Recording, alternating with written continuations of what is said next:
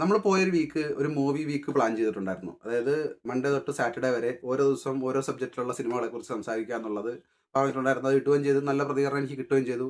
അത്യാവശ്യം സബ്ബ് കിട്ടിയിട്ടുണ്ടായിരുന്നു അതിനകത്തുനിന്ന്.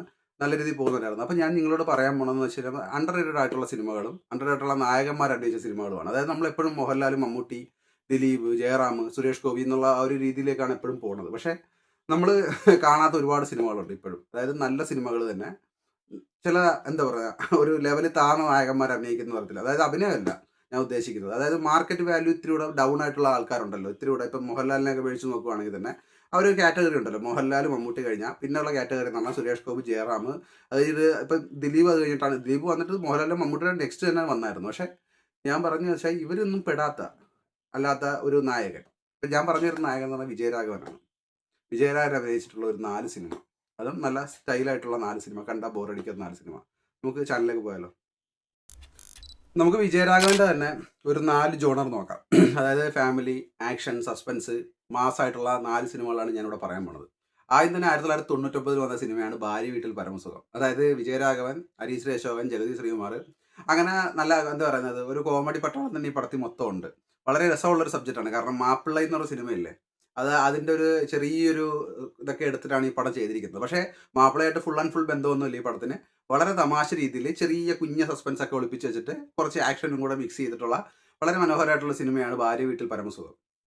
അതേ വർഷം തന്നെ 1999 റിലീസായിട്ടുള്ള മറ്റൊരു സിനിമയാണ്. അതായത് കെ ഹരിദാസിന്റെ സംവിധാനത്തിൽ വിജയരാഘവൻ എന്ന നായകനായിട്ടുള്ള ഒരു സിനിമയാണ് പഞ്ചപാണ്ഡവർ എന്ന് പറയുന്നത്. അതായത് അത് ഒരുപാട്, അതായത് കലാഭമണി, അതുപോലെ വിജയരാഘവൻ, മാമുക്കോയ, അതായത് നല്ല വളരെ രസമുള്ളൊരു സബ്ജക്റ്റാണ്. അതായത് ഇതിനകത്ത് വിജയരാഘവൻ ഒരു ഗുണ്ടയായിട്ടാണ് അത് ഒരു ഇതിനകത്ത് വന്നിരിക്കുന്നത്, കഥാപാത്രമായിട്ട് വന്നിരിക്കുന്നത്.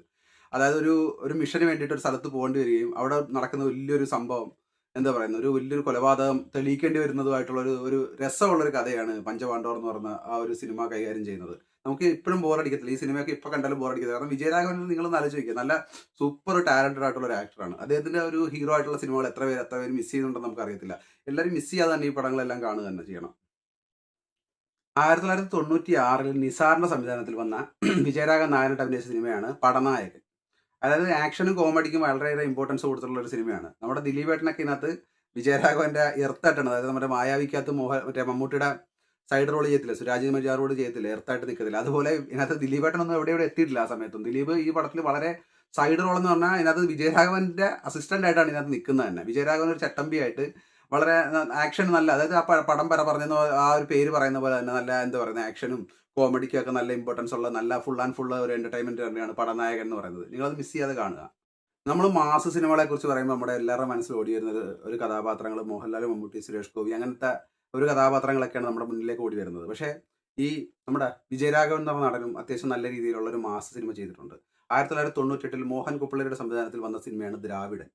അതായത് ഒരു നാടിനെ ഭരിക്കുന്ന ഗുണ്ട, ആ ഗുണ്ട ആ നാടിന് വലിയ ശല്യമായി തീരുകയും ആ നാട്ടുകാർ തന്നെ ഗുണ്ടയെ തീർക്കുകയും ചെയ്യുന്നു. പക്ഷേ ആ ഗുണ്ടയുടെ മകൻ വിജയരാഘവനായിട്ട് അഭിനയിക്കുന്ന കഥാപാത്രമാണ്. ആ മകൻ അനുഭവിക്കുന്ന ബുദ്ധിമുട്ടുകളും എങ്ങനെ ആ ഗുണ്ടയുടെ മകൻ പിന്നീട് എങ്ങനെ ഗുണ്ടയായി മാറി എന്നുള്ളതാണ് ഈ സിനിമയുടെ ഒരു കഥയുടെ സാരം എന്ന് പറയുന്നത്. വളരെ രസമായിട്ട്, എന്നാൽ വളരെ രസമൊന്നല്ല, നല്ല സ്റ്റൈലിഷ് ആയിട്ട് വിജയരാഘവനെ അവതരിപ്പിച്ചിട്ടുള്ള സിനിമയാണിത്. വിജയരാഘവന്റെ ആ ഒരു നാട്ടുമ്പുറത്തെ മാസും വിജയരാഘവന്റെ ഡയലോഗ് ഡെലിവറി ഒക്കെ എപ്പോഴും സൂപ്പറാണ്. അതൊക്കെ നിങ്ങൾ മിസ് ചെയ്യരുത്. ദ്രാവിഡൻ എന്ന് പറയുന്നത് മസ്റ്റ് വാച്ച് ആയിട്ടുള്ള ഒരു എനിക്ക് ഏറ്റവും ഫേവറേറ്റ് ആയിട്ടുള്ള സിനിമയാണ് ദ്രാവിഡൻ എന്ന് പറയുന്നത്. മസ്റ്റ് വാച്ച് ആയിട്ടുള്ള സിനിമയാണ് ദ്രാവിഡൻ. എല്ലാവർക്കും രാക്കപ്പൻ്റെ സജഷൻ ഇഷ്ടപ്പെട്ടിട്ടുണ്ടെങ്കിൽ ചാനൽ ലൈക്ക് ചെയ്യുക, ഷെയർ ചെയ്യുക, സബ്സ്ക്രിപ്ഷൻ ചെയ്യുക, സപ്പോർട്ട് ചെയ്യുക.